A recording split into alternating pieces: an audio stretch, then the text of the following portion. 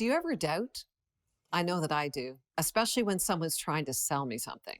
I remember being in the shopping mall. Remember those days? As you walk through the mall, people would sometimes stop you. They try to sell you something. They'd offer you a free sample. Well, I don't know about you, but I always feel just a little cautious because I don't want to get bullied into buying something that might not work. Well, when I get the sales pitch, I feel doubt. No one wants to believe something that isn't true. We doubt we can take the salesperson at their word. And I think this is our natural human tendency. And that's why over and over again in the Bible, we're told to have faith. So does that mean we cannot ask any questions or have any doubt? Well, no. In fact, I would suggest that doubt is the other side of faith. Faith actually implies doubt. Here's what I mean. Let's go back to Genesis 15, where the famous story of Abraham is found. God has made a promise to Abraham that even though he doesn't have any children, that he'll be the father of a great nation too large to count. Well, verse 6 says, Abram believed the Lord and he credited it to him as righteousness. Well, there it is. Abraham had no doubts whatsoever. He simply believed God. Well, hold on a minute.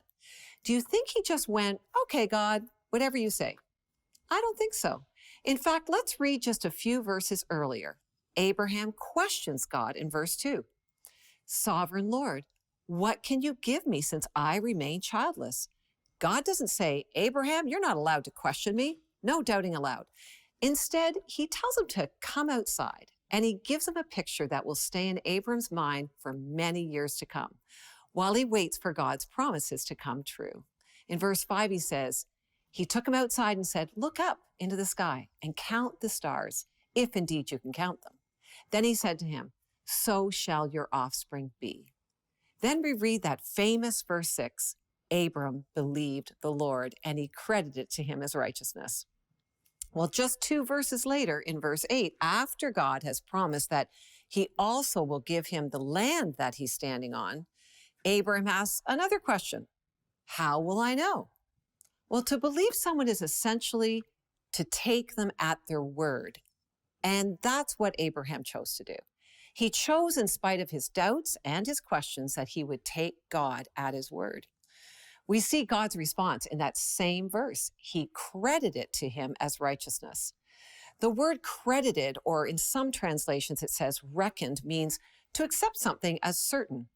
God decides to credit Abraham's choice to take God at his word in spite of his doubts and questions. And God says, you did the right thing. You've made the right choice, Abraham. This is where we see faith counting as righteousness. Abraham simply chose to believe God in spite of his doubts. Abraham's faith becomes the equivalent of doing the right thing. So what will you do with your doubts? Will you take God at his word? God's not going to sell you something and then not come through. Let's be people of faith, bringing our doubts to God and then choose to take him at his word, because that's courageous living.